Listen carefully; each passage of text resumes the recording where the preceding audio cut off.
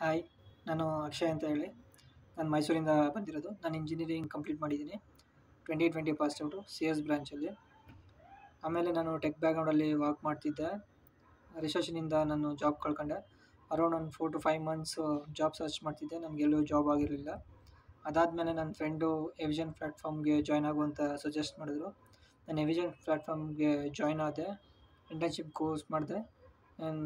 ಎವಿಷನಲ್ಲಿ ಅವರು ನನಗೆ Windows ಅಡ್ಮಿನಿಸ್ಟ್ರೇಷನ್ನು, networking, ವರ್ಚುವಲೈಸೇಷನ್ನು, ಲಿನೆಕ್ಸು ಇದ್ರ ಬಗ್ಗೆ ಎಲ್ಲ ಟೀಚ್ ಮಾಡಿದ್ರು.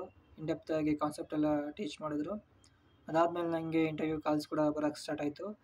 ನಾನು ಅರೌಂಡ್ 5 to 6 ಇಂಟರ್ವ್ಯೂ ಕಾಲ್ಸ್ ಕೊಟ್ಟಿದ್ದೀನಿ. ನನಗೆ 4th ಇಂಟರ್ವ್ಯೂ ಕಾಲಲ್ಲಿ ಮೈಕ್ರೋಲ್ಯಾಂಡ್ ಕಂಪ್ನಿಗೆ ಪ್ಲೇಸ್ ಆಯಿತು. 2.8 LPA. ಯಾರೇ ಜಾಬ್ ಸರ್ಚ್ ಮಾಡ್ತಿದ್ರ ಅವ್ರಿಗೆಲ್ಲ ನಾನು ಎವಿಷನ್ ಪ್ಲ್ಯಾಟ್ಫಾರ್ಮ್ಗೆ ಸಜೆಸ್ಟ್ ಮಾಡ್ತೀನಿ. And I would like to say thanks to the whole team. Thank you for the support.